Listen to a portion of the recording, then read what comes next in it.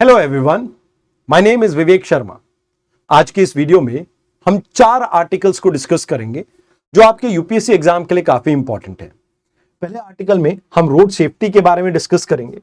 इसको आप social justice topic से भी रिलेट कर सकते हैं एंड इकोनॉमी से भी। देन हम पेक्स सिलिका के बारे में बात करेंगे, एक यूएस का इनिशिएटिव जिसे रिसेंटली इंडिया ने ज्वाइन किया है। देन हम बायो कंटेनमेंट फैसिलिटी के बारे में डिस्कस करेंगे। इंडिया की हाईएस्ट लेवल ऑफ प्रोटेक्शन के अंडर आएगी ये फैसिलिटी। देन लास्ट में कॉमनवेल्थ के स्पीकर एंड प्रिजाइडिंग ऑफिसर्स की एक कॉन्फ्रेंस हुई है जिसको अभी रिसेंटली इनॉग्रेट किया गया है मोदी जी के द्वारा, तो उसके बारे में हम डिस्कस करेंगे। आइए एक एक करके इन आर्टिकल्स को समझते हैं।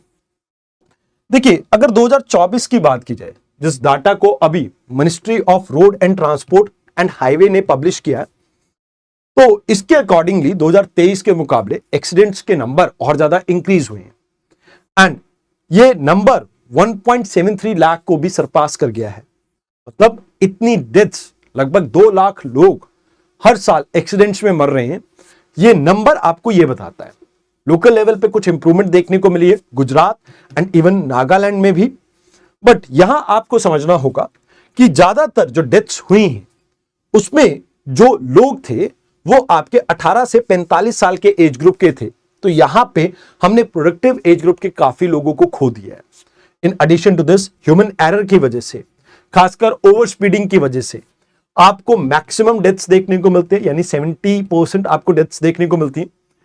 एंड हेलमेट्स यानी प्रोटेक्टिव गेयर्स को ना पहनने की वजह से भी आपको लगभग पिछले 2023 में ये 50,000 के करीब डेथ्स देखने को मिली।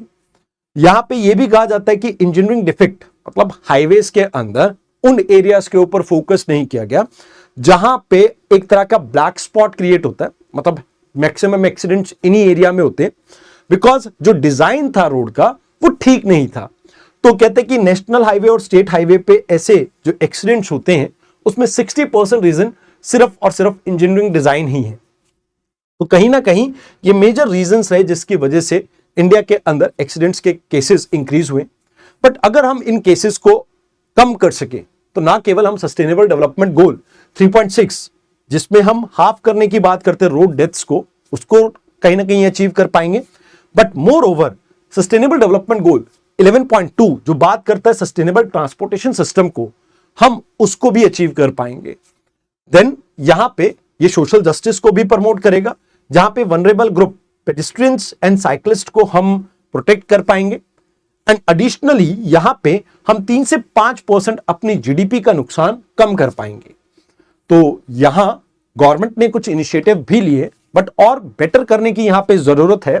जैसे motor vehicle amendment act of 2019, ये किसी भी तरह की आप ये कह सकते हो कि जो आप गलत तरीके से व्हीकल चलाते हैं उसके ऊपर पेनल्टीज को इंक्रीज करता है। चलो वो तो पेनल्टीज तो इंक्रीज की, बट यहां पे आपको इलेक्ट्रॉनिक मॉनिटरिंग को और बेटर करना पड़ेगा एंड एक प्रॉपर लीगल प्रोटेक्शन प्रोवाइड करनी पड़ेगी उन लोगों को जो गोल्डन आवर्स में लोगों की हेल्प करते हैं। बिकॉज रफली अगर हम बात करें, इंडिया के अंदर एक सबसे बड़ी प्रॉब्लम यह भी है कि स्टार्टिंग के इनिशियल 1 घंटे के अंदर, जिसे गोल्डन आवर कहा जाता है, वहां पे हेल्प नहीं पहुंच पाई जिसकी वजह से 30 to 40% आपको डेथ्स देखने को मिली है। तो यहां पे इन लोगों को आपको प्रोटेक्ट करना होगा। मोर ओवर जहां जिन डिस्ट्रिक्ट्स में डेथ बहुत कम देखने को मिलती है आपको कहीं ना कहीं उन्हें हाईलाइट करने की जरूरत है। एंड मोर ओवर आपको यहां पे जो ब्लैक स्पॉट्स हैं इनको रिड्यूस करने की जरूरत है। इंजीनियरिंग डिजाइन को और बेटर करना होगा। देन यहां पे आप education, engineering, enforcement and emergency care, in 4 E's के ऊपर फोकस कीजिए जिससे ओवरऑल रोड सेफ्टी को हम ज्यादा अच्छे से प्रमोट कर सकें। तो यहां पे आपका एक एक्सरसाइज है, एक मेंस का practice question and related PYQ. आइए अब बात करते हैं सेकेंड आर्टिकल की। देखिए, जो पेक्स सिलिका है, जब इसे स्टार्ट किया गया था तो इंडिया को इनवाइट नहीं किया गया, बट रिसेंटली यूएस के इस मिनरल सिक्योरिटी पार्टनरशिप में इंडिया भी आ रहा है, यानी पेक्स सिलिका का पार्ट अब इंडिया भी बनेगा, जो एम करता है एआई एंड सेमीकंडक्टर की सप्लाई चेन को टोटली डीलिंग करने की चाइना से। मतलब यहां पे आप ये कह सकते हो कि एक अप्रोच है जहां पे यूएस जो पिछले कुछ समय में खासकर अगस्त के महीने से इंडिया और यूएस के रिलेशन जो डिरेल हुए थे उसको ठीक करने की कोशिश कर रहा है। तो यहां पे PACS silica US department of state का एक आपका इनिशिएटिव है। अब इसमें रेजिलियंस बिल्ड करने की बात कर रहे हैं सिलिकॉन की, यानी सिलिकॉन इकोसिस्टम की, जो कि आपका स्टार्ट होगा अपस्ट्रीम से लेके डाउनस्ट्रीम तक, यानी अपस्ट्रीम, मिडस्ट्रीम एंड डाउनस्ट्रीम तीनों जगह पे यहां पे फोकस किया जाएगा, mining, processing and even product की मैन्युफैक्चरिंग में भी। तो यहां अगर बात की जाए तो अभी चाइना का डोमिनेंस हमें देखने को मिलता है।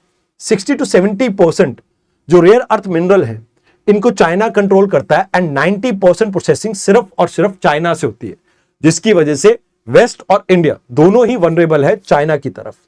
अभी सप्लाई चेन की बात की जाए तो 50 से ज्यादा इसमें चौक पॉइंट्स है एंड इन सभी चौक पॉइंट को चाइना कंट्रोल करता है। तो आप ये मान के चलो कि एक सिंगल रीजन ही आपका 65% मार्केट को कंट्रोल कर रहा है।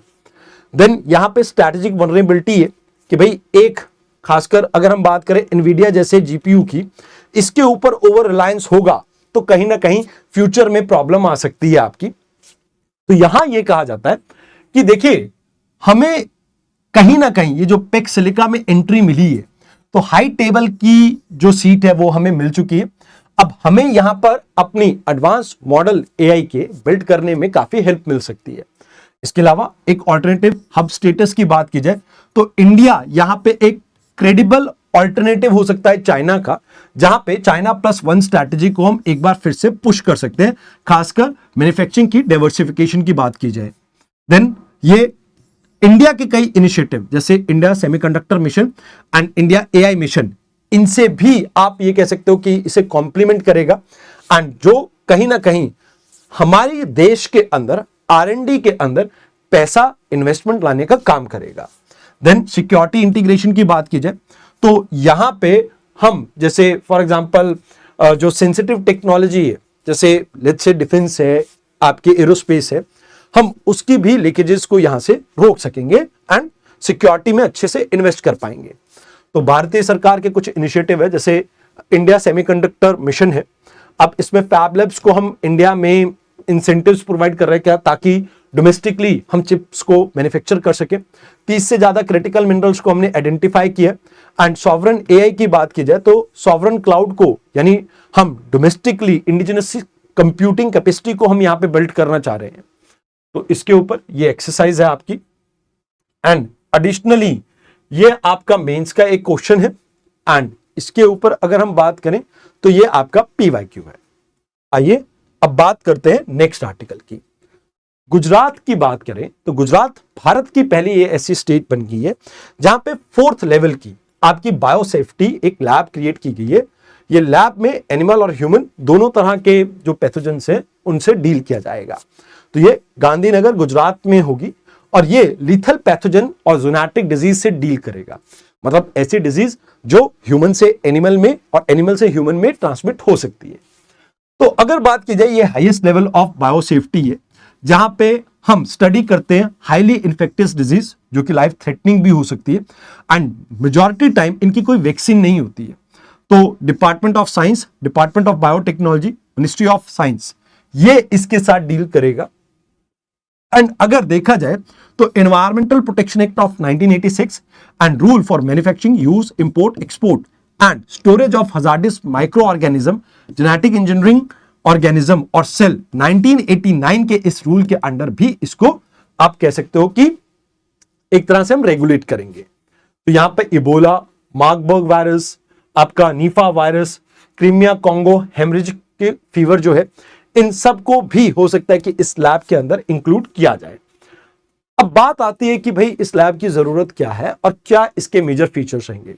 तो एक तरह से फिजिकली आइसोलेटेड होगी, मतलब आप ये मान के चलो इनकी एक अलग से बिल्डिंग होगी एंड एक हो सकता है कि बिल्कुल आइसोलेटेड जोन में ये लोकेटेड हो एंड इसको एक डेडिकेटेड सप्लाई मिलेगी एंड मोर ओवर एग्जॉस्ट की भी सप्लाई बिल्कुल अलग ही होगी।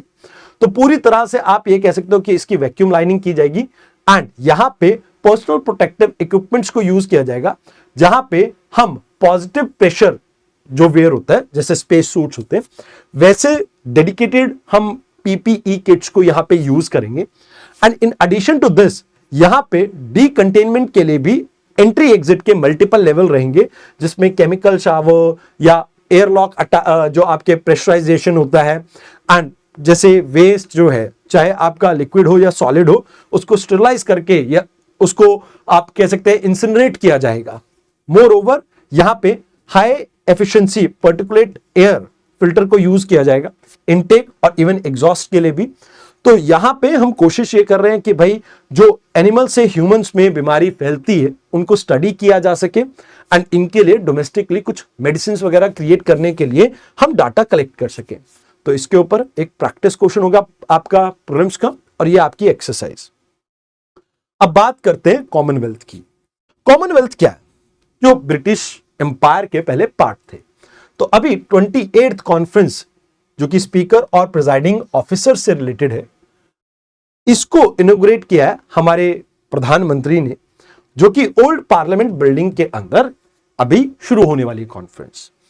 अब इस कॉन्फ्रेंस की बात करें तो ये प्रोफेशनल फोरम है जो कि 1969 से चली आ रही है, एंड इसमें स्पीकर और प्रिजाइडिंग ऑफिसर पार्टिसिपेट करते हैं कॉमनवेल्थ कंट्री के। अब यहां पे इंपार्शियलिटी को प्रमोट किया जाता है ताकि आप पार्लियामेंट के अंदर डेमोक्रेटिक सेटअप के अंदर किस तरह से एक पार्लियामेंट के अंदर स्पीकर का रोल होता है उसको हाईलाइट किया जाता है। मोर ओवर यहां पे लीगल स्टेटस की बात की जाए तो ये कोई ट्रीटी बेस्ड ऑर्गेनाइजेशन नहीं है, एक इंडिपेंडेंट आपकी इंटरनेशनल एसोसिएशन है, और इसमें मेंबरशिप जो है सिर्फ और सिर्फ स्पीकर और प्रिजाइडिंग ऑफिसर की होती है, जो कि नेशनल पार्लियामेंट के अंदर वर्क कर रहे हो, जो कि एक इंडिपेंडेंट कंट्री के हो। तो यहां कहा जाता है कि इसकी 2 साल में एक बार मीटिंग होती है। इंपार्शियलिटी के ऊपर ज्यादा फोकस रहता है। इस बारी का सब टॉपिक रहेगा effective delivery of parliamentary democracy, और स्पेशली यहां पे एआई को इंटीग्रेट करने की बात की जाएगी। तो ये आपको यहां पे याद रखना है इसके बारे में आपका पीवाईक्यू कुछ इस तरह का हो सकता है, एंड एक एक्सरसाइज आपको यहां पे मैंने आपको दिखा दी है। तो आई होप आपको आज की डिस्कशन अच्छी लगी हो। आज की डिस्कशन में इतना ही था। धन्यवाद।